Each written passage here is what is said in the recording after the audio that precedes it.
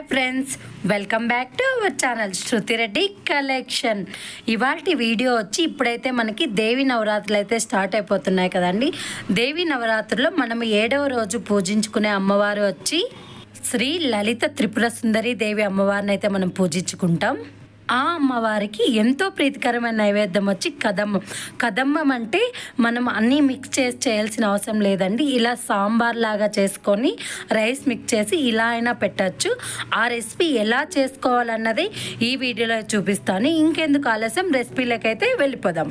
మనం ఫస్ట్ అయితే ఇలా కుక్కర్ తీసేసుకొని ఆ కుక్కర్లో ఇలా ఒక చిన్న గ్లాసా లేదా చిన్న కప్పు అన్ని కందిపప్పును తీసుకొని వాష్ చేసేసి నీట్గా నీళ్లు వేసేసి, ఇంకా దీంట్లో అయితే మనం కొన్ని అంటే మరీ ఎక్కువ వేస్తే అన్ని కుక్కర్ పైన పొంగొస్తాయి కాబట్టి కొన్ని వాటర్ వేసేసి కందిపప్పు ఉడికేలాగా.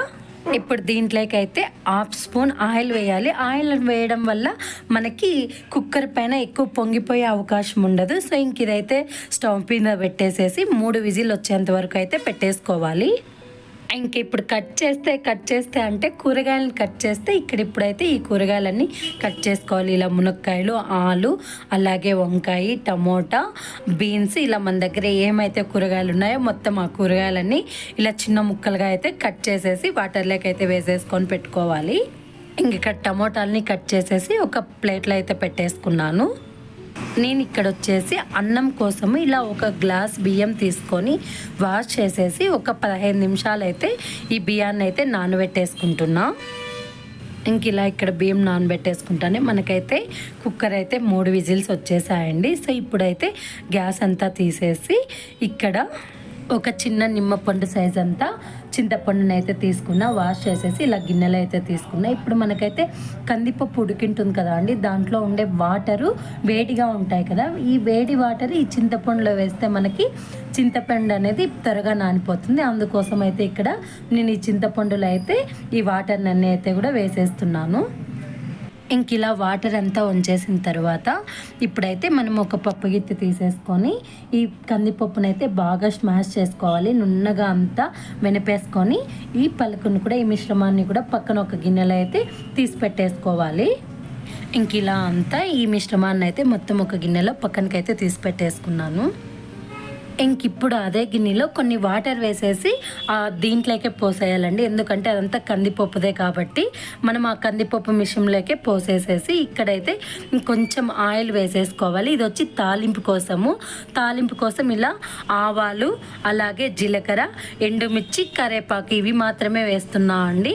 ఆనియన్స్ అలాగే వెల్లుల్లి అయితే నేను వేయలేదు, ఎందుకంటే మనం నైవేద్యం కోసం కాబట్టి అవి వేయకూడదు. నార్మల్ చేసుకున్నప్పుడు అయితే వేసుకోవచ్చండి.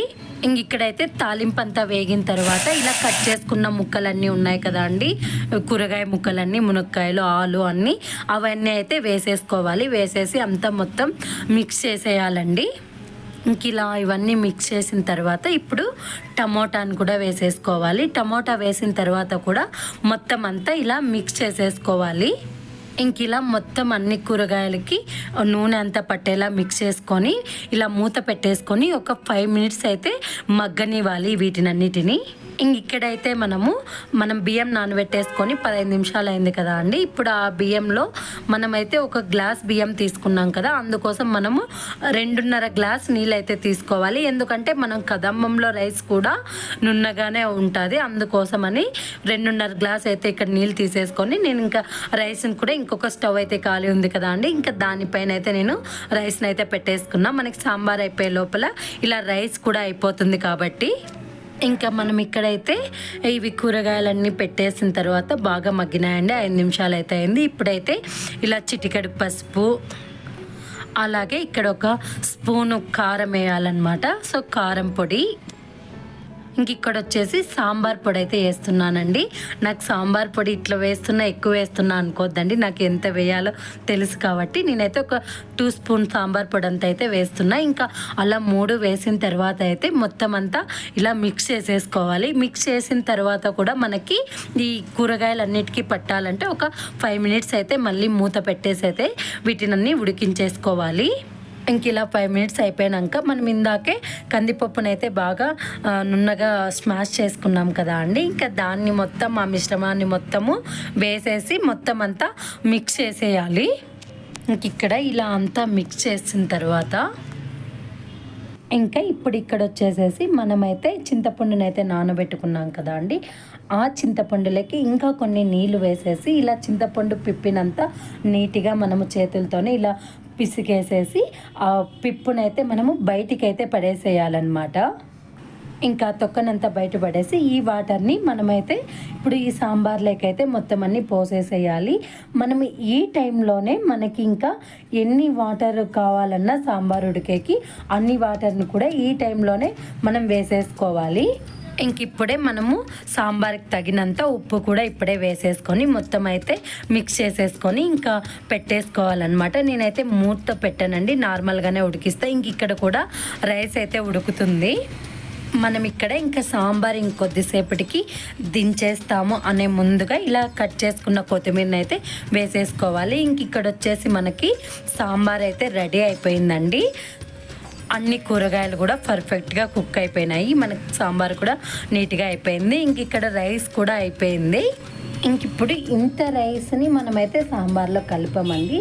సో మనకి ఎంత నైవేద్యం కావాలో అంత మాత్రమే ఇలా రైస్ని ఒక గిన్నెలోకి అయితే తీసేసుకొని కొంచెం స్మాష్ చేసుకున్నట్లు నీట్గా ఇలా గెంటితోనే స్మాష్ చేసేసుకొని దీంట్లోకి అయితే మనము ఇప్పుడు సాంబార్ని అయితే వేసేసుకుంటామండి. ఇంక ఇలా సాంబార్ని అంతా వేసేసుకొని మొత్తం అంతా మిక్స్ చేసేసుకుంటాము. బాగా కొంచెం ఎక్కువే పడాలండి కదమ్మం కంటే సాంబార్ అయితే. ఇంక ఇలా కలుపుకుంటే మనకి నైవేద్యం అయితే అమ్మవారికి కదంబం రెడీ అయిపోయింది. ఇలా కాకుండా మొత్తం మనమైతే కదంబం అంతా మిక్స్ చేసి అలా అయినా చేయొచ్చు, కానీ ఇలా చేసుకుంటే మనకి సాంబారు అవుతుంది, అలాగే అమ్మవారికి నైవేద్యం అవుతుందని అయితే చెప్తున్నాం. మీరు కూడా ఇయర్ అయితే ఇలానే ట్రై చేయండి. అంతే అండి, మనం దేవి నవరాత్రులు 7వ రోజు శ్రీ లలిత త్రిపుర సుందరి దేవి అమ్మవారికి అయితే ఎంతో ఇష్టమైన ఈ కదంబం నైవేద్యం అయితే అమ్మవారికి అయితే పెట్టేసుకుందాము. అమ్మవారి ఆశీస్సులు కూడా పొందుదాం. ఈరోజు వీడియో అయితే ఇదండి. సో ఈ వీడియో కనుక మీకు నచ్చినట్లయితే లైక్ చేసి షేర్ చేసి బెల్ ఐకాన్ని యాక్టివేషన్ చేయండి. మరిన్ని వీడియోస్ కోసం ఎదురు చూడండి. Bye bye.